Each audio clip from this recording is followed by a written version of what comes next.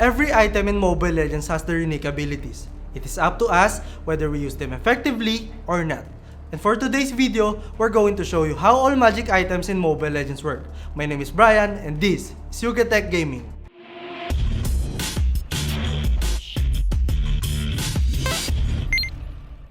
Magic items improve stats like magic power, magic penetration, cooldown reduction, and many more. Basically, these builds can maximize the magic ability that your heroes can do. Magic items are not specifically for mages. Some other roles need it too. But to explain every item much further, we will talk about their uses. Let's start with a very basic form of magic items. First is the Mystery Codex. This item costs 300 gold and grants you an additional 15 points of magic power. This is the primary item used in every magic item build. Next is the Power Crystal. This item costs 220 gold and grants you an additional 280 points of mana.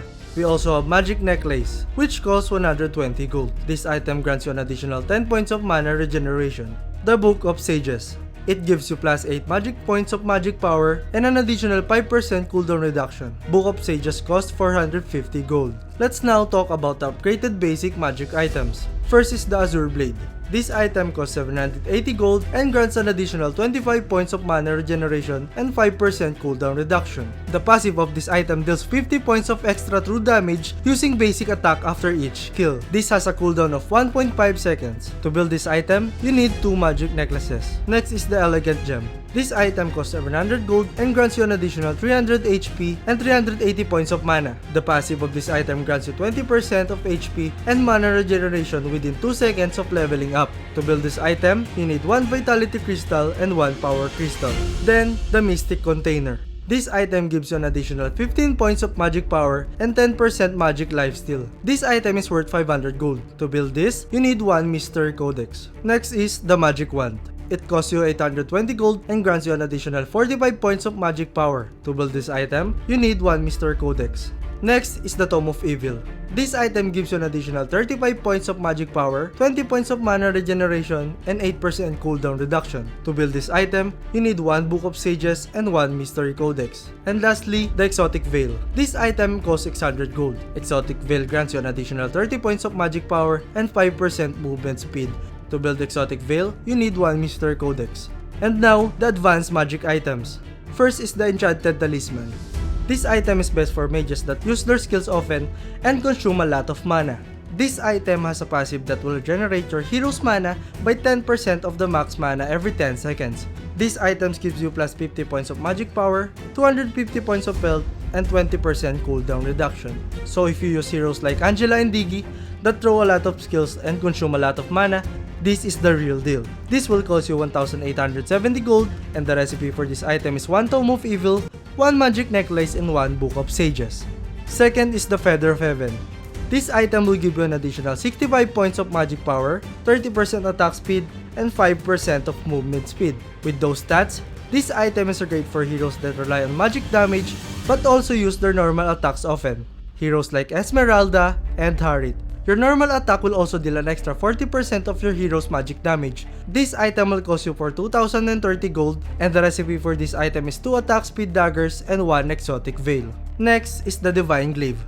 This item is just pure magic power and magic penetration. This item will help you to penetrate and deal a lot of damage whenever your enemy has built a lot of magic resistance items. This will give you plus 65 points of magic power and has a passive that will give you plus 40% of magic penetration. This magic penetration will increase by 30% if your life is more than 70%.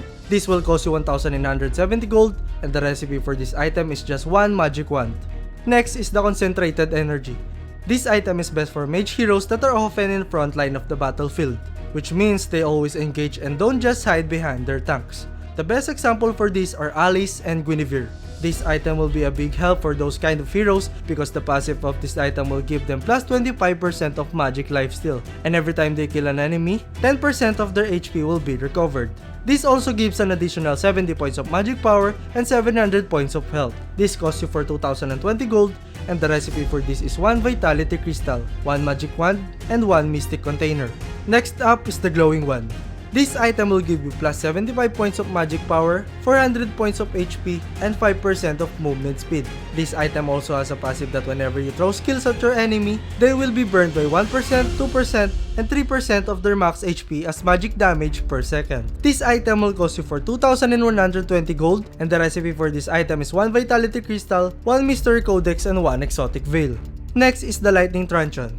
This item is very beneficial for mages. Its passive will allow your hero to deal extra damage every 6 seconds. The damage will scale with your hero's max mana that can hit up to 3 enemies. So I suggest that if you get this item, you should also consider other items that will add stats to your mana. This item also gives an additional 75 points of magic power, 300 points of mana, and 10% of cooldown reduction. Also, this item will cost you 2,250 gold, and the recipe for this item is 1 Power Crystal, 1 Book of Sages, and 1 Magic Wand.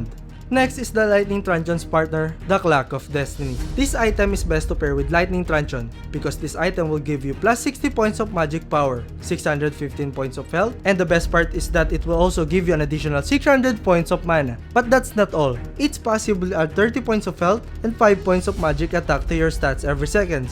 This can stack up to 10 times, and after reaching 10 stacks, your hero will gain another 5% of magic attack and 300 points of mana. That's a lot of mana. This will cost you 1,950 gold, and the recipe for this is 1 magic wand and 1 elegant gem.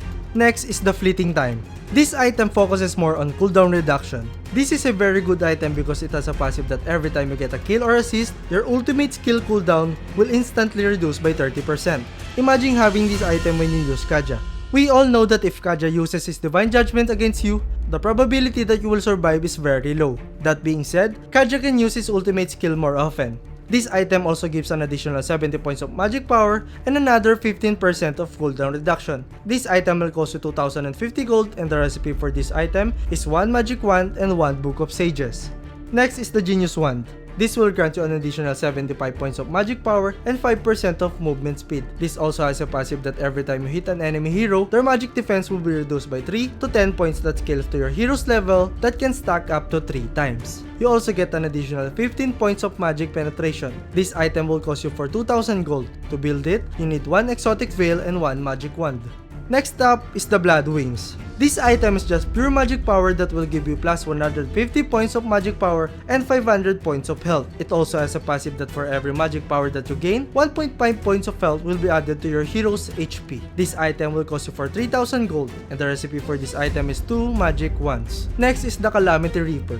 This item is good for heroes that rely on both their skills and normal attacks. It has a passive that whenever you use a skill, your next normal attack will increase by 120% of your magic attack damage. This also increases your movement speed by a little bit. This effect has a 1.5 second cooldown. This item will give you plus 70 points of magic power, 100 points of mana, 30 points of mana regen, and 10% of cooldown reduction to your stats. This item will cost you 1,950 gold, and to build it, you need 1 magic wand and 1 Azure Blade.